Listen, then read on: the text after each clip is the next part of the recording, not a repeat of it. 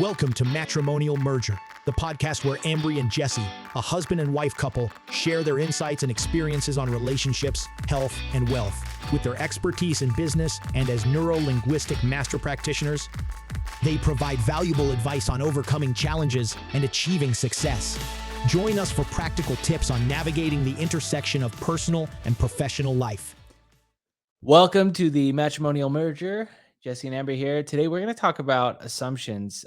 I recently had an experience, like recently as in last night, the night before we recorded this show, where I was reminded of the importance of allowing things to just happen instead of assuming based off of your knowledge. And we're going to talk about that tonight. And I'm going to share some of the stories and things that we've experienced in the last 24 hours. And we're excited to be here with you. Thanks for joining us. Absolutely. So we'll get right to the point here and to the story.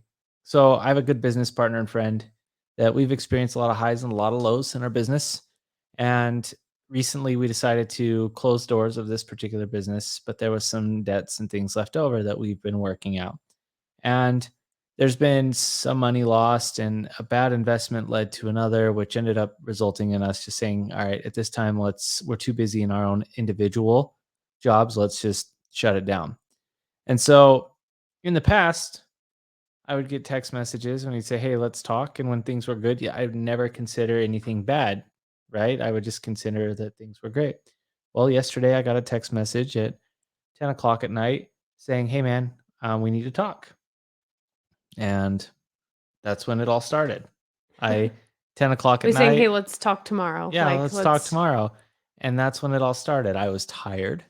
I was not in the best emotional state. I was ready to go to bed. And I allowed my mind to start to drift and wonder all the possible conversations we were going to have. I hate surprises, right? I always have. That's kind of true. And so to get a text message like that, it started to put me into an emotional roller coaster, even though I've worked so hard to eliminate that in my life. And it was an interesting moment. Wondering okay, what's this going to be about? Is there a problem or 100%. Almost, yes. Yeah. And assuming it was maybe a problem or something was wrong. Sure. And there was no guilt or anything. There was a lot of things that we were still working out and trying to figure out as we're making this change and this transition. But ultimately, I started to think of all the negative things. What could this conversation be? Am I going to need to come up with money right now to pay off my portion of the debt? What is all of this? And it started to stress me out a little bit. And I looked over to Ambry, and she was very nice and stayed up with me pretty late. And we just talked through it and allowed the emotions so that you don't go to bed with this high anxiety, because that's one of the worst things you could potentially do is go to bed with a lot of anxiety, stress, or fear, because it allows your unconscious mind to start working for you to create more of that in your life. Working towards the feeling that you're giving it. Exactly. And so we sat there and talked about it. Well, long story short, this morning I get a phone call, and it was the polar opposite of what I thought it was. Instead of paying money, it was an opportunity to make more money. And, I literally sat there and listened to the conversation, kind of dumbfounded of, how, in essence, stupid of an emotional roller coaster I put myself on the night before, and staying up so late worrying about it for something that I had no idea really what the result was and what the moment was going to bring. And it reminded me of the power of thought. When we start creating thoughts in our mind, that's when, we start to feel. Thoughts lead to emotions, and emotions lead to commotion if it's in a negative way. Right. And that's exactly what I experienced again. It was an interesting story and thing to recollect. Well, I think something to note though is the ability to, when you are faced with a situation that causes you to start to assume or wonder or whatever, right? At the end of the day, regardless of those thoughts that initially enter your mind, being able to redirect those thoughts towards something better, whether it's maybe not even something amazing. Sure, if you can go that way, go that way. But even if it's just I actually don't know, so I'm not going to begin to assume that it's something bad or something wrong, or but just being able to stop and say, you know what, like I'm safe, everything's okay right now. Yep. Like there's no solid reason for me to be causing worry and concern in my body right now. So I'm going to reaffirm my mental state. I'm good and I'm going to go to bed and face whatever it is tomorrow. Like Right. but especially if something I mean, anytime, but especially if something like this happens, like, at night, it's so important that you shift those thoughts before falling asleep, just because your unconscious mind is so susceptible to learnings and feelings when you go to bed. Um, have we shared the Neville Goddard book that you love Yeah, ever The before Feeling is that a I think Secret. you maybe have shared that before, but I finally went and listened to it a couple weeks ago, but it's Mhm. like a 40-minute listen on YouTube. Just like go on YouTube, type in The Feeling is the Secret by Neville Goddard. Fantastic book. 40-minute long read, but it's truly incredible to understand that like when you fall asleep, the relationship between your conscious and unconscious mind is active as you sleep. Mhm. And so creating a feeling of some kind of positive feeling before you go to bed is extremely important to the installations that you're giving yourself as you sleep and the programs that you're allowing to be installed and to remain as you sleep. 100%. So, And just side that's note. So, like, even if something like that happens and at first you're like, "Oh my gosh," like being able to allow yourself to maybe feel those emotions, but then shift it around at the end of the day, I think is important. yeah. And let's talk about the emotion itself. I mean, it's a drug, it's a neurochemical Mhm. release into your body, It's a message, and it's a like message and a signal that something is, in essence, wrong. It's an unconscious signal. You could look at it and say it's a signal from your unconscious mind that there is something maybe not that, even always something wrong, but there's something to be learned. There's yeah, something something that to be learned. I appreciate to be you. aware of, like, Hmm. because it's not always or maybe even never something wrong. It's more just like, there's something here I need to learn. There's something I need to Right. bring into my awareness that I was not aware of. Exactly. And those were some of the things that, last night going through it and saying, okay, what do I need to experience? What do I need to become more Mhm. aware of? And having that conversation also was a very good moment to bring everything back to the forefront of our mind and say, this is the situation we're in and how are we going to fix it? Yeah. Now, leading into today, like going to bed, I wasn't stressed out anymore. I was like, all right, it's just going to happen. We're going to have this Yeah. conversation. We're going to embrace it. And even if there is a problem, like Right. trusting yourself and knowing, like, even if there were a problem, you know you can figure out how to fix it and resolve it. You know, have hopefully proven to yourself over and over again that when there's a problem, you figure it out. You know how to fix it.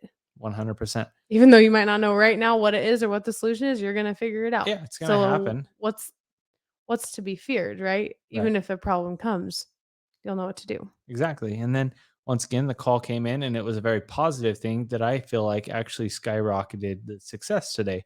There was a lot more energy and a lot more opportunities to be had. And quite frankly, like looking at our schedule, we literally hit everything almost within a Mhm. 5 minute difference of each other, like based off what we said we're going to do. It was a very, very productive Yeah, and a win such a good day. day. It was a day you could go to bed and say, okay, yeah, I've done everything Yeah, that I set out to do and I feel great you feel moving in. successful and Right.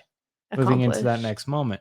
But once again, if you are assuming and you are allowing those thoughts to sit there and, accumulate in your mind and it's Mhm. paralyzing you from doing all the other things you have set out to, Yeah, how many times are you going to allow that to happen before you finally just let it go and yeah. say, we're going to embrace it? Because realistically, so what? If this partner called and said, hey, I need your portion of the debt paid. Crap's hit the fan, like, we Yeah. gotta figure something Right. out, like It's not like I can provide that money right away anyways, right? yeah, It's not like we can just send a wire and have it done. We could if that resource was available, but there would be some time associated to allow you to gather your thoughts and actually take action. But how many times are we sitting there in the panic state yeah, and then get the panic phone call and then we're like hitting the button that all hope is lost and we're not actually making the right decision for you or for me in this mhm, situation? I mean, one of my favorite quotes that I've heard a mentor tell me is, you've never seen someone that's made a lot of money in investment make that investment in a stressed or panic state. It's the truth, Yeah. right? You've Yeah. never seen a professional athlete in a panic state make the game-winning shot. Yeah. It's the ones that are cool, calm, and collected in the moment and allowing the game to flow to them to get the right thing, Makes sense. right? Like, I mean, realistically, being in a heightened emotional state is most of the time chaos, and it feels like chaos in Mhm. our body. It feels like chaos in our mind. And so being able to shift that energy is crucial to, 100%. like decision making, to sleep, like being able to sleep and get the rest you need and have that integration between your unconscious and your conscious mind. It's so So I important. love ice baths so much. Yeah, I know you do, and it allows you to get to that moment of It's peace in that yeah. chaos and to how to quickly get To there. prove to your mind and body that, like, even when my mind is like, "Get out of this water, like, what are you doing?" Like, proving to my mind and body that, like, I can calm down. Mhm. I can breathe through that. Yeah. I can come out like a better person, a more, calm, patient person. Um, because the same thing, like, I mean, I love it for that reason, and also proving to yourself that, like, I mean, every time I jump in an ice bath, I'm kinda like, "Oh, here we go again." Like, I'm excited because I know after I'm gonna feel so good, and I know that it gives me the positive energy, but beforehand, it's like, "Okay, like, I'm jumping in cold water." It's not Yes. I mean, sometimes I feel excited, but a lot of times it's like, "This is gonna be, it's gonna be cold." And I know that when I get in, my body's gonna be like, "Oh," like, panicking for a second, but then how quickly can I calm that down, right? And bring it back to Right. like a neutral state. And I feel like in my case, I think that my mind and body learn to take me more seriously because of that. Because I'm proving to myself that, you know, if I'm going to do something that I say I'm going to do, like jumping in an ice bath, I'm going to do it. And I'm Yeah. not going to, like I'm doing it. Yeah. And then teaching myself that I can breathe through that because the same feedback and emotion of maybe anxiety or stress or whatever you might call it when you jump in an ice bath is what we feel in situations of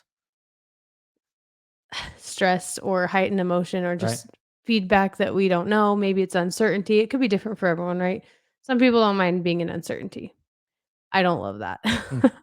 Some people don't mind, like, I don't know, insert situation here. It's different for everybody, but the emotion attached to it is the same. Exactly. And realistically, you would want that for yourself, right? You would want to be able to detach Yeah. yourself from the emotion and make the level-headed decision. Yeah. I And mean, understand what it's trying to teach you. yeah, I remember walking into an appointment when I used to do sales for a company, and I would walk in thinking, "Oh my gosh, am I going to get this deal? Like, I'm offering a Mhm. high commission, high value. If I get this, they say yes, all this stuff." And I'm getting all anxious and all excited. And then also in the back of my mind's like, okay, what's my backup plan in case they say no? And I have this whole strategy in my mind, but I walk in feeling this like, Yeah. whew, like I'm Yeah. ready, like nerves, and it would really start to throw me out as opposed to just walking in and being super calm and collective and learning that. It was Yeah. an evolution of learning to just go in, present what you have, and then be okay with the situation. But those feelings and that energy Yeah. can be felt. We've all been there in the car dealership or somewhere in a high sales situation where Yeah. that energy you can just feel it and it makes you feel so stressed out because you're like, I can't be here. And it's that energy that we're bringing to the table through our own emotions. Yeah. Like if you think of your body as literally a satellite that's projecting the feelings inside, you're literally projecting anxiousness, Yeah. stress, fear, doubt. And no wonder It's sometimes, electric. It's yeah, like and no wonder sometimes in your sales job or whatever, there are people that do really well and always seem to make lots of money in sales. And then there are people that struggle with sales, and it's because they struggle because they're projecting and putting so much fear and yeah. presenting something that is, it Yeah. just is what it is. Right. Yeah. I mean, literally the feeling is the secret, just like that book we mentioned. Yeah. Like it's the secret to unlocking and creating the external world or the reality, as we call it, that you want. Yes. And I think that, like, I'll share like a silly, simple story, but like on Sunday, I was asked to give a prayer in front of our whole congregation. And it's like simple thing. Like I say prayers pretty often and something I know how to do and I feel good about. But like for some reason, even though like I love people and I don't necessarily mind being in front of people in certain scenarios, but for some reason it was like, okay, I have to like walk up in front of all these people and my body started to be like a little panicky, right? Mm. And I'm like, "Why am I, like, feeling nervous? Like, I'm not nervous to go give a prayer, but why am I feeling nervous?" And then if you haven't done this before, it might seem weird, but, like, have a conversation with your body and just be like, "Okay, like, I appreciate the fact that you're trying to signal me some kind of danger. I appreciate the fact that you're trying to protect me. I'm okay. I don't need protection in this situation. Like, I'm safe. I'm okay. Thank you." And being able to just kind of dismiss that feeling Mm-hmm. in a very loving way, right? Because, like, your body is designed to protect you. So you wouldn't want to just completely turn off that instinct, right? Because there are some situations that we maybe need that, right? But just like gently reminding your body like I feel okay, I'm in control, like everything's fine. And then like I walked up, gave the prayer, it was all good. But I could see like in a different situation maybe years ago, like I would probably have gone, gave that prayer, been, like, physically shaking the whole Mm-hmm. time, literally shaking, and then gone back and sat down and probably just been, like, a nervous wreck Yeah. and felt like, "Everyone's looking at me, like, what did I say the right thing?" Like, whatever. Whereas in this situation, it was just, like, gave the prayer, came back, like, church was still crazy with kids, like Yeah. it always is, and we were exhausted from staying up till midnight the night before, right? But no additional stress was created because of a situation where my body was giving me a feeling, right? Right. And that feeling was there for a reason to teach me that, like, my body was telling me, I'm here for you. I'm here to protect you. I'm here to signal you. I'm like, thank you. I appreciate that. I'm okay. So, I've been reading a book called Relentless by Tim Grover. He trains a bunch of professional athletes. And one of the things, mentally, physically, mentally, both. physically, Okay. everything. And one of the things he does is he calls it a psychological test. So when someone has a massive problem with like a knee or an ankle or body injury, like in Mhm. the lower extremities, essentially what he does is he makes him jump off a 42-inch box, land on one leg, and then jump back up. Ooh, And okay. it is a, for an Like athlete, same leg. You're same not leg, putting the other leg down in not between. putting You're the other just leg like down before you can landing actually on one go. foot and jumping back Yeah, up. so you're jumping off, landing, and then jumping back up as Wow. quickly as you can. And he puts in his book, he said, most of the time this is for the psychological aspects. Yeah. It's not the physical. Like it's all they've always been able to do this, but it's the psychological to Huh. go and experience the injury, jump down on the injury, and then jump back up. Ooh, And he said that a lot of the athletes have a hard time with it psychologically or mentally because they know what they've experienced in the past. interesting. But then once they can complete this test, they have the green light, but they also physically have shown themselves that they're healthy. Yeah, it's like they've shown their mind, like, "You saw that, right? Like, we Right. just did that, we're good." Right. Because otherwise, like, you do kind of experience maybe that traumatic response of, like, Yep. "I'm gonna allow my other leg to compensate or to overcorrect Right. because I don't know if for sure this leg can handle it all the Which, way." if you're a professional athlete, lift is so important. So you need to jump off two legs. You need to be able to be Makes explosive sense. in football, basketball, whatever. You need to be explosive. Hmm, But that was the thing that really stood out to me was he puts them through this psychological test, and it makes you really start to consider how important it is to put yourself through psychological tests as well, to push the boundaries, to make sure that you can show yourself that yeah. it is possible for you to do it. Kinda like the stressors we talked about, right? Exactly Like, like the last week or stressors. the week before last? There's kind of a theme going on if you can't pick it up here. But I want you to think about that and really consider like what are some of the things you're absolutely nervous about or that give you a lot of anxiety? Maybe you need to, What are the assumptions you yeah, what have are the around them? assumptions and what do you need to consider or let go? I Yeah. love that you said talk to the body, right? When I'm walking up and or I feel uncomfortable, I'm saying, why am I feeling this way? How do I want to feel instead? And I start to resolve the problem before it even Mm. happens. And so, oh, I could see where I could feel comfortable or I could see where I feel a Yeah. little stressed in this. What do I want to feel instead? I want Yeah. to feel peace. And so if that's what I want to feel, then Yeah. let's focus on feeling that. And Right. let's shift the focus in the moment. Ask yourself, what if it was something else? Yeah. Like, I like anyone who has kids or even ourselves can relate. Sometimes when we think of like the word test, it's like, oh, a test, right? Sure. Like, and our daughter, for instance, like in her schooling, anytime we get to like a test or a unit review or whatever it is, she's like, oh my gosh, like it's like this big deal. And Mm. I don't know exactly like where that's kind of been installed in her because she's, only 5 years old. Sure. But it's interesting because at each time I'm like, oh, Quincy, like, why do you like, what do you think the test will be? Right? Because like, ask yourself, what are you seeing in your mind? What's causing you to see this test as a big, scary, like monster? Mm-hmm. Like, what if it's actually a teddy bear? Right. What if it's just a little cute little teddy bear sitting there? Like, it's not actually a monster anymore. And, like, talking through that, I mean, it works. Like, all of a sudden, she's like, "Oh, instead of, oh, this test is, like, to find out what you know, and if you get something wrong," or, like, it's Yeah. just, "Hey, like, you've learned a lot over the last couple months, and this is your opportunity to show yourself what you've learned and to be excited about the progress you've made and solidify that you have done it so that Mm-hmm. you can move on and learn something new." Yep. And it's like all of a sudden it goes from, "Oh, I see this as such a scary thing," to, "Oh, just shifting it to this is a good thing. Yeah. This is a positive opportunity." It makes me Um, laugh because you mentioned that. And there was a situation the other day where a little girl made that's the Quincy other thing I cry. thought Yeah.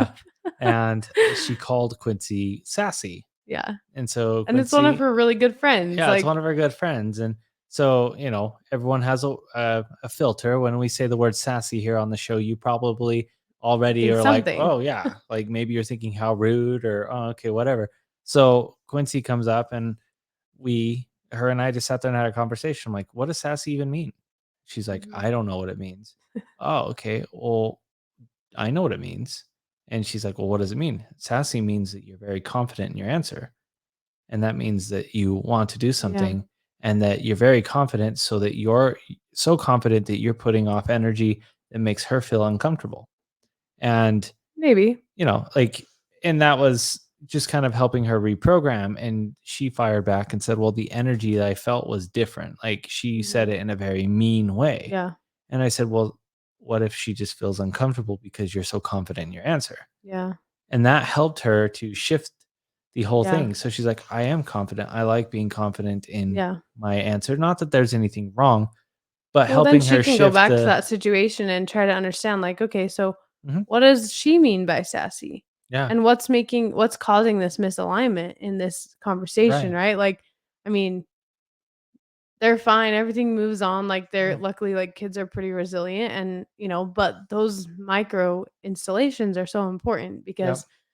the next time something like that may happen, how can we, like, set them up for success in their responses? And 100%. ourselves. I mean, we learn so much through them and through teaching through those Oh boy, do experiences, we like, learn a lot through them. yeah. We learned so much from them. Sometimes things we don't want to learn. Exactly. But that's the real Uh, question is what are you doing to shift your focus instead of causing that anxiety or that anxiousness yeah, or whatever that feeling is? yeah, You can let it go.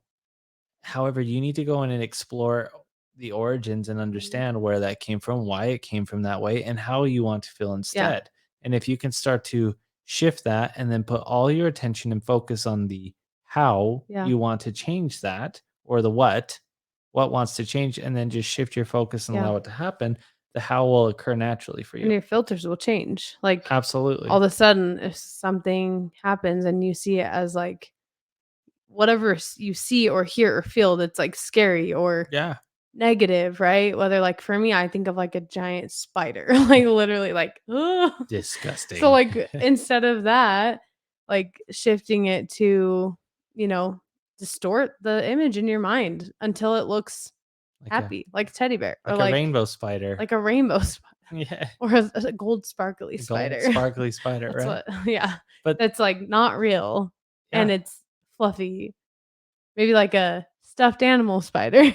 Something you'd As see on long as like it's not real, I'm good. something you'd see on Trolls, right? Where it pops down and goes, Yes, "Hello." it's like happy It's and all like, happy to see you. but it's not real. It's your friend.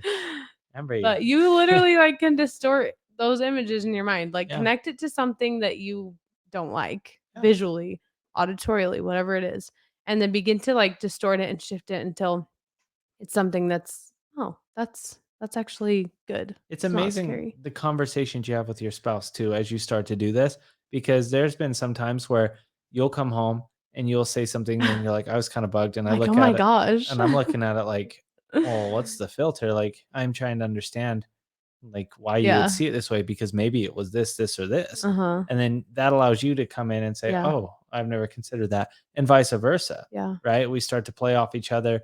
And before we know it, what was like this, how dare he or she or whatever the Yeah. case, it's like, I don't really know. Yeah. We don't know their And you model of the literally world and just we created a bunch of yeah. like scenarios that could Yeah. be any of them, but But you're also if you're open to beginning to consider like maybe your initial assumption and then consider the complete polar opposite, yeah, maybe a few things in between, all of a sudden it's like, oh, I actually have no idea. Like, yeah. and so why am I feeling the way I'm feeling? Well, Or there was a why? weird situation today where someone reached out to you and mentioned like how uncomfortable they felt, and by the time you and I were done analyzing it, we're like, we don't even know what happened. Yeah. Like Well, and we like from our model of the world, like what happened was like to me like kind of weird. could be weird. But Yeah, like not understanding or really being able to assume the model world of the models of the world of every other person involved, it's like right. what even was reality? Like Yeah. what even actually happened? Because Was it actually weird or was it all natural? Like it was just a yeah, natural coincidence of yeah, events, which ultimately we found out was just a series of events that played out in a different way yeah, than anyone anticipated. yeah. And it was So interesting to interesting. see, like, after But we, you can't assume what no, someone else is thinking or right. feeling or intend what their intention is. Yeah. I mean, you can, but But it doesn't get you anywhere, right? Other than a lack of friends or a lack of, yeah. social Oh, anxiety, yeah, which, just a lack of health and ease in your body and mind, right. Well, so and how many people create all this unnecessary anxiety based off of something they perceive is not mhm, beneficial for them because they're already uncomfortable putting yeah, themselves into a party. And because they go to this party, then they find themselves uncomfortable and everyone can feel that energy. So they go sit on the yeah, couch all by and then you themselves. literally created your reality, Yeah. like And then yeah, you go sit on your couch by yourself and you're all stressed out while no one's liking you. And then you go home and you say, I knew that was going to happen. Well, you did. you did. You created that. Instead of going Mm, in there with the assumption that everyone else may be feeling the exact same yeah, way, or maybe someone else is waiting for you to go ask. yeah, And like creating that new neurology really helps you unlock new doors. yep, 100% I agree. could go all day about I that. know you good. Yeah. You're It all all, about that comfort zone, oh yeah, push that pushing comfort the zone comfort and get out of it, zone. because once again, your comfort zone is that very thing. It's comfortable, but guess what? I don't know many people that lay in bed all day that actually are happy. We Yeah, have a good friend right now that is in a wheelchair and he gets like anxiety or stressed out because he can't move. He yeah. doesn't want to be comfortable. He wishes he longs for the day that, hopefully someday Yeah, soon he'll be able to get out of that wheelchair and do something right. because he knows what it's like to quote unquote be comfortable. I mean, some other people might sit there and be like, "Oh, how nice that you Yeah, can just like ride around in your wheelchair." I guarantee he would look at you and laugh. right. I'd be like, "Are you kidding?" I mean, Like, he was so uncomfortable that like of being like pretty much in a sedated state or just laying there that he started to move himself. I mean, keep in mind yeah, he's paralyzed from the neck down and he's trying to regain his body features. He literally fell out of bed and smashed his face.